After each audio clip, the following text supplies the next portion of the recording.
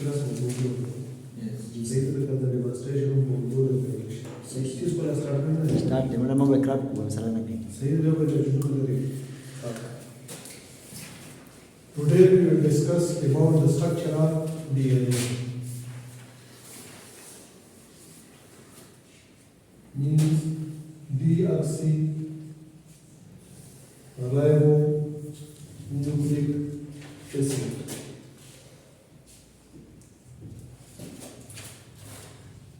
असल में ये हमारे पास जो डीएनए है ये न्यूक्लिक एसिड के एक टाइप है. न्यूक्लिक एसिड जो है हमारे पास दो किस्म के. एक हमारे पास आरएनए राइबोन्यूक्लिक एसिड और एक हमारे पास है डीऑक्सीराइबोन्यूक्लिक एसिड. तो आज जो हम पढ़ेंगे वो हमारे पास है डीएनए. अब डीएनए के स्ट्रक्चर के बारे में हम पढ़ेंगे कि structure of DNA.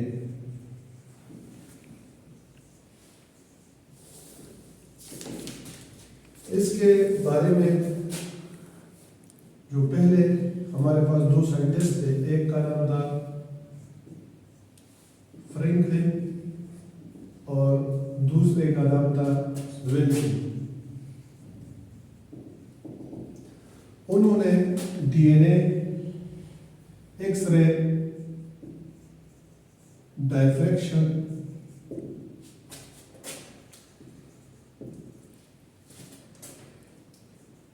X-ray diffraction performed for the analysis of DNA structure. ये दो साइंटिस्ट थे हमारे पास, फ्रैंकलिन और विल्सन. उन्होंने 1951 में एक टेक्निक परफॉर्म किया था, एक्सरे डाइफ्रैक्शन किया था डीएनए के लिए, कि डीएनए के स्ट्रक्चर के हवाले से कुछ उनको मालूम हो जाए. तो उनके जो फाइंडिंग्स थे वो हमारे पास क्या थे. एक फाइंडिंग ये था कि डीएनए हमारे पास हेलिकल स्ट्रक्चर है. क्या है? Helical structure. मीन्स के डीएनए हमारे पास इस तरह लीनर नहीं है, बल्कि हमारे पास किस तरह है? इस तरह हेलिकल, स्प्रिंग लाइक, इसी तरह है. एक फाइंडिंग उसके एक्सपेरिमेंट के जो रिजल्ट्स थे उसमें एक फाइंडिंग ये था. दूसरा हमारे पास क्या था कि डीएनए के जो डायमीटर है वो कितना है? 2 नैनोमीटर. 2 नैनोमीटर. और तीसरा फाइंडिंग जो है उनका कि डीएनए के अंदर हमारे पास क्या है? रेगुलरिटीज. क्या है? रेगुलरिटीज. इसका मतलब ये है कि there is 34 nanometre distance in each turn of DNA.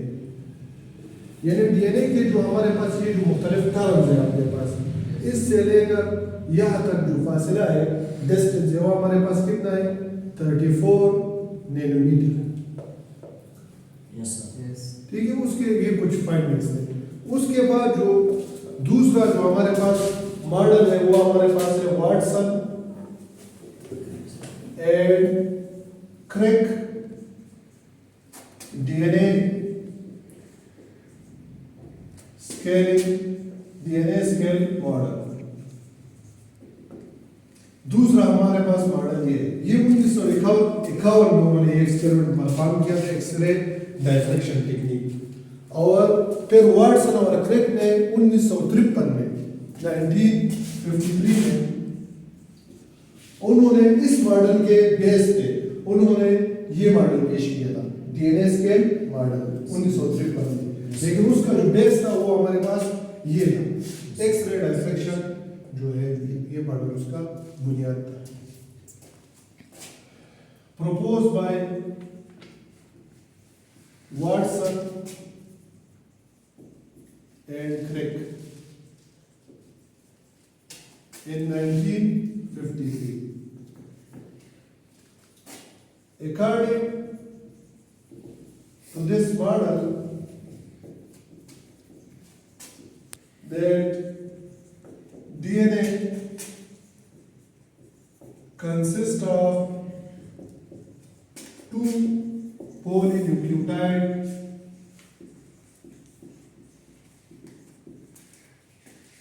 strands that are twisted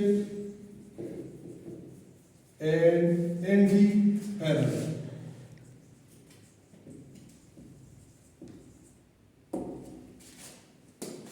According to this model, that DNA consists of two polynucleotide strands that are twisted and anti-parallel. Yes, sir. इस model के मुताबिक ये है कि DNA जो हमारे पास है उसके दो स्ट्रैंड्स हैं। कितने स्ट्रैंड्स हैं? दो स्ट्रैंड्स। और ये दोनों स्ट्रैंड जो है हमारे पास ये क्या है? आपके पास ट्विस्टेड है, एक दूसरे के साथ क्या है? ट्विस्टेड है, इसी तरह linear C.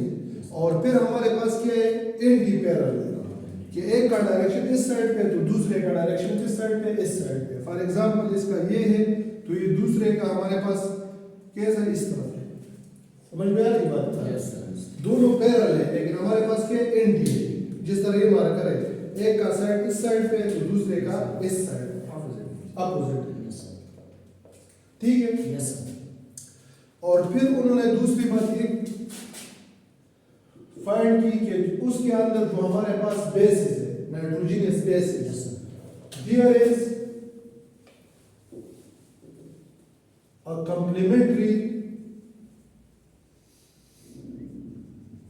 pairing between nitrogenous bases of two strands of DNA. अब इधर हमारे पास फॉर एग्जाम्पल इधर हमारे पास ग्वानिन है, इधर इसके नीचे हमारे पास थाइमीन है, इधर साइटोसिन है, इधर एडेनिन है, इधर थाइमीन है, इसी तरह। तो दूसरे स्ट्रैंड में आपके साथ क्या होगा? ग्वानिन के सामने आपके साथ होगा साइटोसिन, इसी तरह थाइमीन के सामने क्या होगा? एडेनिन, और साइटोसिन के सामने क्या होगा? ग्वानिन, एडेनिन के सामने क्या होगा? थाइमीन, थाइमीन के सामने क्या होगा? एडेनिन। तो ये हमारे पास कॉम्प्लीमेंट्री होगा। इस तरह से नहीं होता कि ग्वानिन के सामने आपके पास थाइमीन नहीं आ सकता, नहीं एडेनिन आ सकता है। इसी तरह साइटोसिन के सामने ग्वानिन आ सकता है लेकिन थाइमीन और एडेनिन नहीं आ सकता। ये हमारे पास इस तरह से पेयरिंग होगा कि ग्वानिन के सामने क्या होगा? आपके साथ साइटोसिन, और इसी तरह थाइमीन के सामने क्या होगा? एडेनिन। अगर आप इस साइड से देखना चाहते हो तो साइटोसिन के सामने क्या होगा? ग्वानिन, और एडेनिन के सामने क्या होगा? थाइमीन। ये इस तरह से होगा। इसी तरह बिल्कुल नहीं हो सकता कि थाइमीन के सामने सी आ जाए साइटोसिन, या एडेनिन के सामने क्या आ जाए? ग्वानिन। समझ में आ रही बात? फिर उन्होंने ये कहा, तीसरा फाइंडिंग जो है इस मॉडल के मुताबिक वो हमारे पास क्या है कि ग्वानिन के there are two hydrogen bonds between adenine and thymine। समझ में आ रहे हैं? Yes, sir. एडेनिन और थाइमीन के दरमियान कितने बॉन्ड्स होंगे? हाइड्रोजन बॉन्ड्स, दो बॉन्ड्स होंगे। Yes, sir. और इसी तरह add 3 hydrogen bonds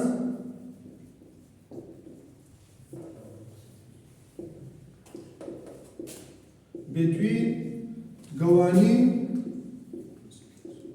and cytosine. अब इनके दरमियान में जो बॉन्ड्स है कि साइटोसिन और ग्वानिन के दरमियान कितने बॉन्ड्स होंगे? हाइड्रोजन बॉन्ड्स 3 होंगे। और थाइमीन और एडेनिन के दरमियान कितने बॉन्ड्स होंगे? 2 बॉन्ड। हाइड्रोजन बॉन्ड जो है हमारे पास इस तरह से होंगे। समझ में आ रही बात? तीसरी जो बात है उस मॉडल में वो हमारे पास ये है कि हमेशा आपके साथ एडेनिन का जो quantity of adenine should be equal to quantity of thymine.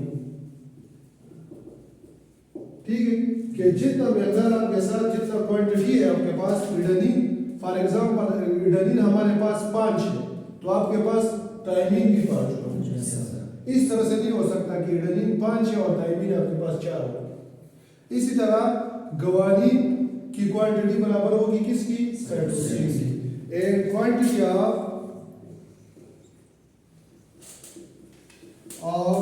Guanine should be equal to quantity of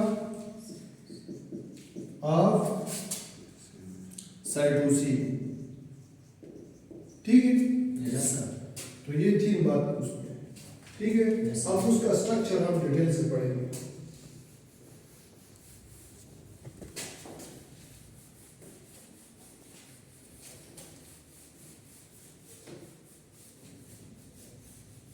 अब उसमें ये बात भी है कि आपके पास ये जो आपके साथ डिस्टेंस है, ये डीएनए का क्या है? डायमीटर है। ये कितना है? 2 मिलीमीटर।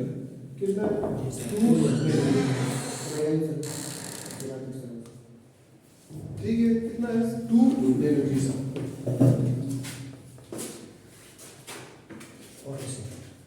और आपके पास इस टर्न से लेकर इस टर्न तक का जो फासला है वो हमारे पास कितना है? 34 नैनोमीटर। कितना है? 34 नैनोमीटर। और इसी तरह एक न्यूक्लियोटाइड और दूसरे न्यूक्लियोटाइड के दरमियान ये जो फासला है वो हमारे पास कितना है?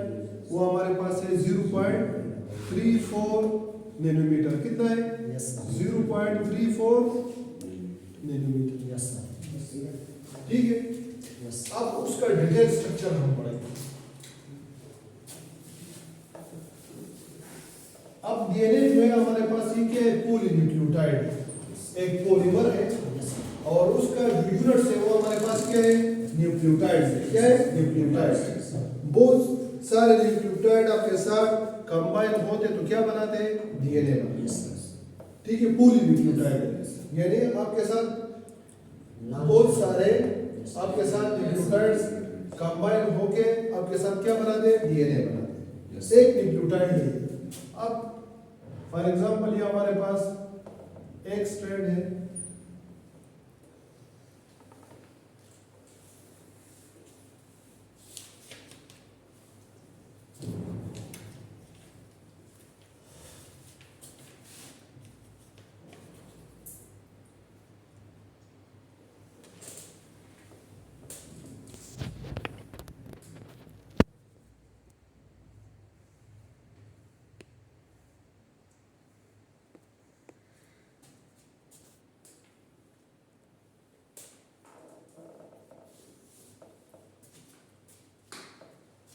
तो एक न्यूक्लियोटाइड में हमारे पास क्या होता है? आपके पास पेंटोज शुगर होता है। क्या होता है? Pentose sugar. पेंटोज शुगर का मतलब ये है कि इसके अंदर कितने कार्बन है? 5। ठीक है? तो ये हमारे पास है कार्बन नंबर 1, ये हमारे पास क्या है? कार्बन नंबर 2, और इसी तरह ये क्या है? कार्बन नंबर 3, और ये कार्बन 4, और ये कार्बन 5। इसी तरह ये भी हमारे पास 1 2 3 4, और ये हमारे पास क्या है? 5। इसी तरह 1 2 3 4 और 5। अब एक चीज अपने ज़हन में रखो, ये हमारे पास क्या है? पेंटोज शुगर है। तो उसके साथ दो और चीजें, जो 2 और मॉलिक्यूल हमारे पास क्या होंगे? कंबाइन होंगे। तो फिर ये आपके साथ क्या बनेगा? एक न्यूक्लियोटाइड। तो एक उसके साथ क्या कंबाइन होगा? Nitrogenous base. और दूसरा आपके साथ क्या कंबाइन होगा? आपके साथ फास्फोरिक एसिड, फास्फेट। ठीक है? तो याद रखो आपके पास जो फास्फोरिक एसिड है वो आपके साथ कंबाइन होगा या कार्बन नंबर 5 या कार्बन नंबर 3 को अटैच होगा। उसके अलावा कोई और कार्बन को अटैच नहीं हो सकता।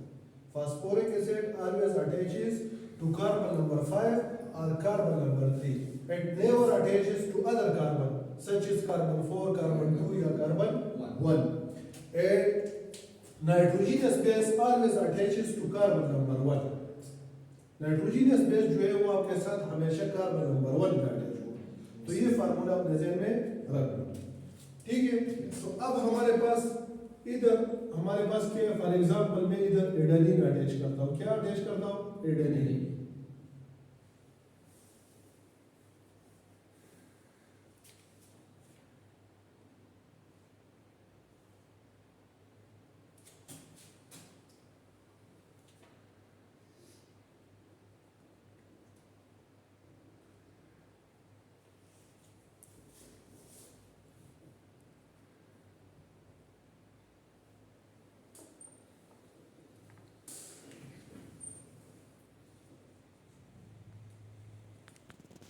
इधर हमारे पास H है और उसके साथ OH है, तो इधर आपके साथ क्या निकल गया? आपके साथ वाटर निकल गया। तो इधर हमारे पास कार्बन और नाइट्रोजन ने बॉन्ड बना लिया। तो ये हमारे पास क्या है? एडेनिन। क्या है? एडेनिन। इसी तरह हमारे पास इधर ये दूसरे के साथ क्या है? ग्वानिन है। क्या है? ग्वानिन।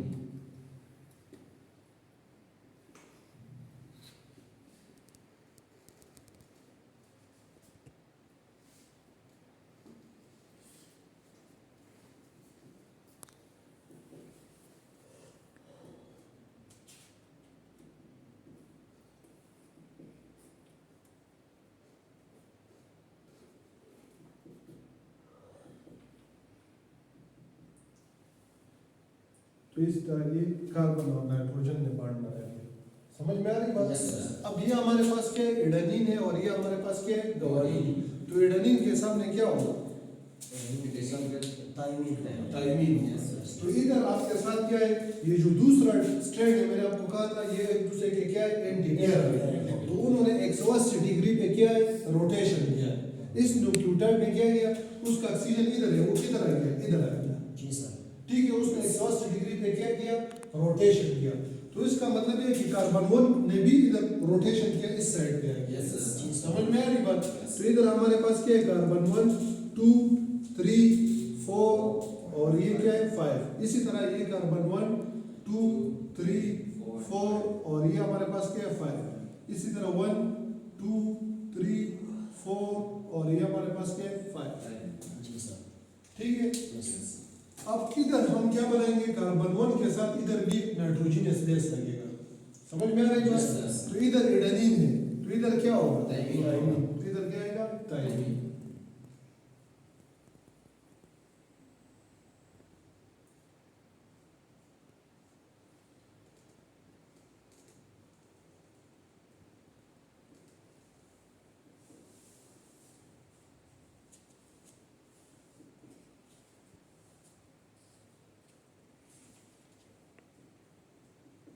तो ये हमारे पास क्या है? एडेनिन है। क्या है? ये एडेनिन है, तो ये हमारे पास क्या है? थाइमीन। इसी तरह ये ग्वानिन है, तो इसके सामने क्या है? साइटोसिन है। क्या आएगा? साइटोसिन।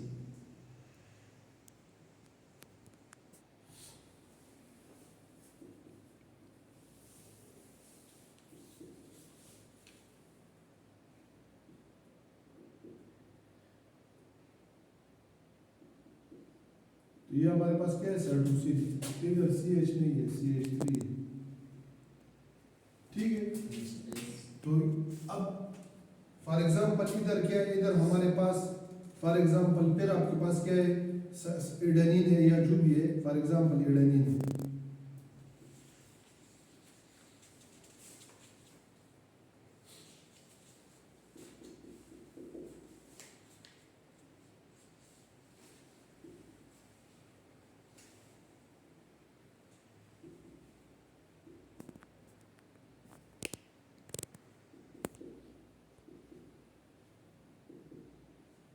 ठीक है। तो ये एडेनिन है, तो उसके सामने क्या आएगा?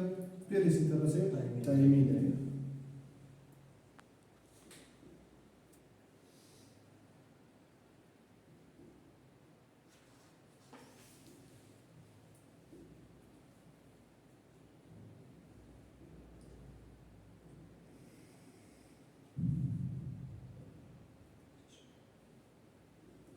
ठीक है। तो ये हमारे पास, अब हमने कहा कि एडेनिन और थाइमिन के दरमियान कितने बॉन्ड बनेंगे? दो। दो बॉन्ड। कितने बनेंगे? दो। और गवानीन और साइटोसिन के दरमियान कितने बॉन्ड बनेंगे? 3। तो आप ये देख लो ये किस तरह से बनते हैं। तो ये हमारे पास असल में इधर ये क्या है, अगर आप उसको खोल दे तो ये हमारे पास हाइड्रोजन है और ये क्या है? हाइड्रोजन। इस तरह से भी एक्सेप्ट। तो इस हाइड्रोजन पे कौन सा चार्ज है? Partial positive. समझ में आ रही बात? और इधर इस ऑक्सीजन पे कौन सा चार्ज है आपके साथ? Partial negative. तो उनके दरमियान ये बॉन्ड बनेगा, एक हाइड्रोजन बॉन्ड ये बनेगा। समझ में आ रही बात? दूसरा आपके साथ बनेगा इस नाइट्रोजन के दरमियान और इस हाइड्रोजन के दरमियान। बाकी बॉन्ड आप नहीं बना सकते। अगर आप कह रहे हो कि इस ऑक्सीजन और CH के दरमियान में बना रहा हूं तो इस पे इधर आपके साथ पार्शियल पॉजिटिव चार्ज नहीं है तो नहीं बना सकते। तो कितने बॉन्ड बन गए? दो बॉन्ड। अब इसके दरमियान अगर हम बॉन्ड बनाते हैं तो एक बॉन्ड आपके साथ बनेगा एक हाइड्रोजन और इस ऑक्सीजन के दरमियान। समझ में आ रही बात? दूसरा बॉन्ड जो आपके साथ बनेगा इस हाइड्रोजन और इस नाइट्रोजन के दरमियान बनेगा। समझ में आ रही बात? और तीसरा बॉन्ड इधर बनेगा तो इस हाइड्रोजन और इस ऑक्सीजन के दरमियान बनेगा। तो इधर इस वजह से आपके साथ 3 हाइड्रोजन बॉन्ड बन गए और इधर आपके पास 2 बन गए। इसी तरह इधर भी आपके साथ कितने बॉन्ड बनेंगे? 2 बॉन्ड बनेंगे। समझ में आ रही बात? इधर आपके साथ एक बॉन्ड ये है और दूसरा बॉन्ड आपके साथ ये है। समझ में आ रही बात?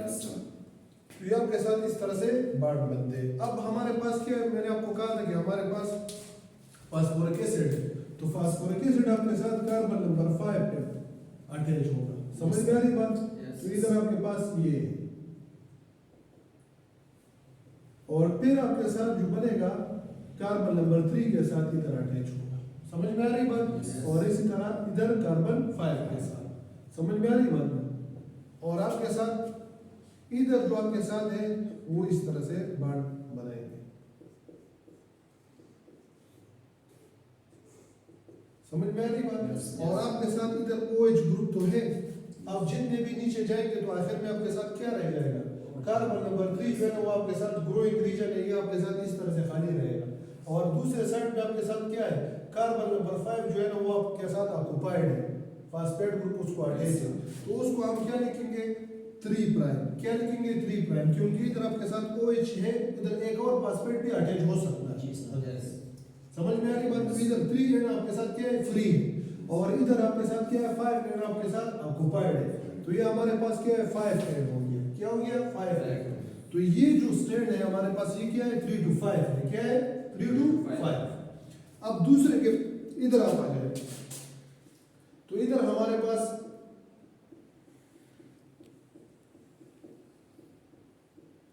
ये एंड आपके पास ऑक्युपाइड इस तरह। समझ में आ रही बात? इस तरह आप चल